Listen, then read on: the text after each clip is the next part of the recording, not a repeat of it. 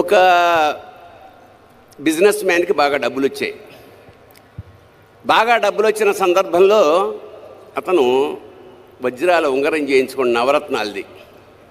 మరి ఏం కక్కుర్తి పడ్డాడో కొంచెం తక్కువ వచ్చింది అందులో బంగారం. పెట్టుకున్నాక రాత్రి తీసేద్దామంటే బిగుసుకుపోయింది, రావట్లా. ఏదో ఆయిల్ రాశాడు, కష్టపడ్డాడు, రాలేదు. రాత్రంతా ప్రయత్నిస్తే వేలు ఉబ్బిపోయింది. పొద్దున్నే భార్యకి చూపించాడు, వేలు ఉబ్బిపోయింది, ఏం చేయమంటావని. మరి ఎట్లాగా వెళ్ళి చూపించండి అంటే కంసాలి దగ్గరకు తీసుకెళ్ళాడు కట్ చేయించి. అతను అన్నాడు, కాదండి బాగా వాచిపోయింది, కష్టం, ఒకసారి డాక్టర్కి చూపించండి. డాక్టర్కి చూపించుంటే కట్ చేయాల్సింది అంటే ఏంటి, వేలు అన్నారు. కాదు, ఉంగరం. మరి ఎలాగా, రావట్లేదు. అప్పుడు వాళ్ళ భార్య చెప్పింది, ఒక పని చేద్దామండి, నాకు వెంకటేశ్వర స్వామి అంటే విపరీతమైన భక్తి, ఆయన్ని మొక్కుకోండి, అదే యాజ్ ఇట్ ఈజ్గా వచ్చేస్తుంది అని. సరే, వెంకటేశ్వర స్వామికి మొక్కుకున్నాడు. ఏమని మొక్కుకున్నాడు? స్వామి, ఈ ఉంగరం లూజ్ అయ్యి చచ్చిపోతున్నాను, దీంతో ఇది గనక పడిపోతే వచ్చేస్తే గనక నీకు ఉంగరం యాజ్ ఇట్ ఈజ్గా హుండీలో వేసేస్తాను అన్నాడు. వెంకటేశ్వర స్వామి ఇలాంటి విషయాల్లో చాలా హాయిగా చిరునవ్వు నవ్వుతూ అలాగే అన్నాడు. కట్ చేస్తే నెక్స్ట్ డే కల్లా వాపు తగ్గిపోయి ఉంగరం వచ్చేసింది. చెప్పాను నేను, వెంకటేశ్వర స్వామిని నమ్ముకుంటే ఎలా ఉంటుందో అని. వెంటనే తిరుపతి ప్రయాణం అయ్యారు వీళ్ళు. తీరా అక్కడికి వెళ్ళేసరికి పేపర్లో గుండె పగిలే వార్త ఏమిటంటే బంగారం ధర అమాంతంగా 100 రెట్లు పెరిగిపోయింది. అంటే ఇప్పుడు 50,000 ఉన్నది 5 లక్షలు అయింది అనుకోండి. ఇంత డబ్బు ఉంగరం వేస్తానన్నాను, ఇదేమిటిది అని చెప్పి అతను వెంకటేశ్వర స్వామితో మళ్ళీ ఒక కాంట్రాక్ట్ ఒప్పుకున్నాడు.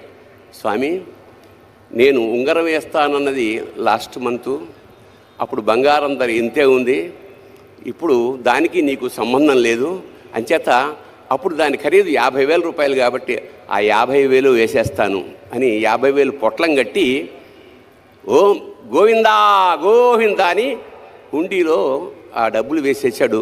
దాంతోపాటు ఉంగరం కూడా పడిపోయింది. అందుకే వాడిని వడ్డీ కాసుల వాడు అంటాడు. అంచేత దేవతలతోటి మనం బేరం చేయకూడదు. అంచేత భక్తి అంటే నిష్కామ భక్తి, నిశ్చల భక్తి ఉండాలి. మరి మనం ఇవాళ మహాశివరాత్రి సందర్భంగా శివుడిని వెతుక్కుంటున్నాం. శివుడు ఎక్కడుంటాడు? ఎక్కడ ఉండడు? సర్వాంతర్యామి కదా. నీలోనూ ఉంటాడు, నాలోనూ ఉంటాడు. నాలోన శివుడు గలడు, నీలోన శివుడు గలడు, నాలోన శివుడు గలడు, నీలోన శివుడు గలడు, నాలోన శివుడు గలడు,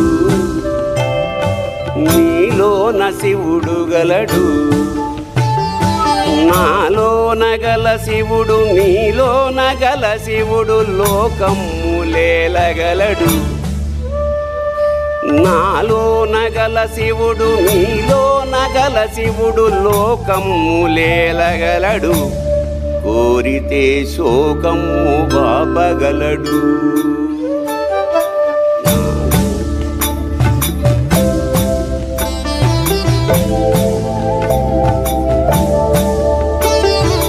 నాలోన శివుడు గలడు, నీలోన శివుడు గలడు, నాలోన గల శివుడు నీలోన గల శివుడు గంగ పైకెత్తగలడు, నాలోన గల శివుడు నీలోన గల శివుడు గంగ పైకెత్తగలడు, పాపులను తుంగలో తొక్కగలడు.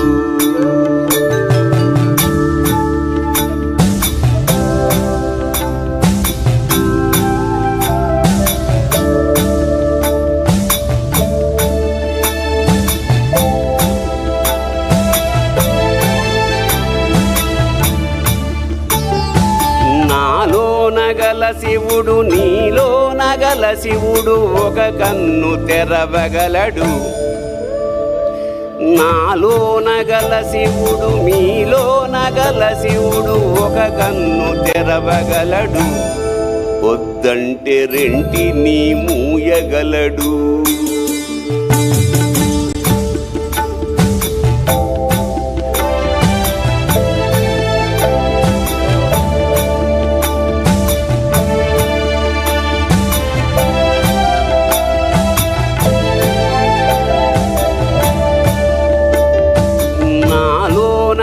శివుడు నీలో నగల శివుడు సగము పంచియగలడు,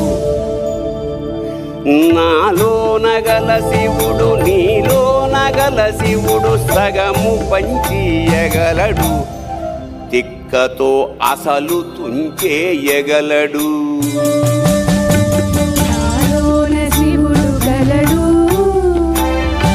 నీలోన శివుడు కలడు. నాలో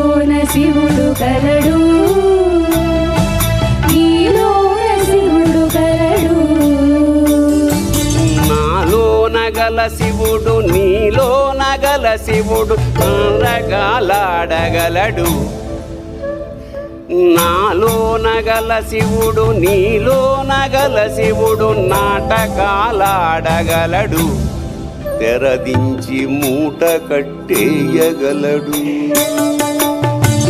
నాటకాలాడగలడు, తెరదించి మూట కట్టేయగలడు.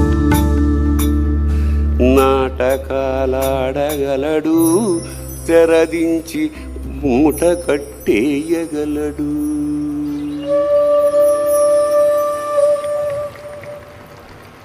మహాశివరాత్రి పర్వదిన సందర్భంగా విచ్చేసిన అశేష భక్తులందరికీ నమస్కారాలు తెలియజేసుకుంటూ,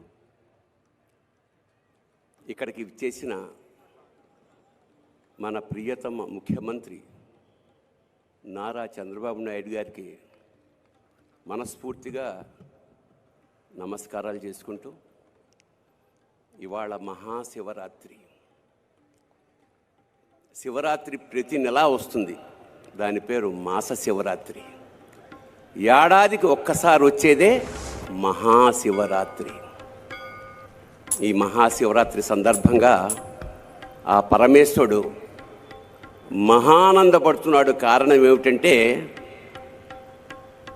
శివుడు ఇవాళ చంద్రబాబు గారిని ధరించి చంద్రశేఖరుడయ్యాడు. శిఖ మీద ధరించాడు కాబట్టి చంద్రశేఖరుడు. అలాంటి ఇవాళ తెలుగు జాతంతా గర్వపడేలాగా భవిష్యత్ నిర్దేశనం చేస్తున్న ఆ మంత్రి మండలందరికీ చాలా ఆనందంగాను గర్వంగాను నమస్కారం చేసుకుంటూ, సామాన్య స్థాయి నుంచి ఇవాళ అంచెలంచెలుగా ఎదుగుతూ ఒక మహావటవృక్షంలా తయారైన వంశీకృష్ణ గారికి నిజంగా అభినందనలు తెలియజేస్తూ ఇవాళ ఇంత మహాసభని ఏర్పాటు చేయగలిగారు. అలాగే మహా టీవీ ఇవాళ మహాభక్తి టీవీగా కూడా ఇవాళ నుంచి ఆరంభమైంది. ఇంకా భక్తి ఎల్లడలా యావత్ ఆంధ్రదేశం 2 రాష్ట్రాలకి వెదజల్లుతుందని మనస్ఫూర్తిగా నమ్ముకుంటూ, భక్తి అంటే విభక్తము కానిది భక్తి, అచంచలమైన ఏకారాధన మాట. ఈ సందర్భంగా ఒక చిన్న పిట్ట కథ చెప్పి ఆ తర్వాత శివతత్వంలోకి వెడదాం.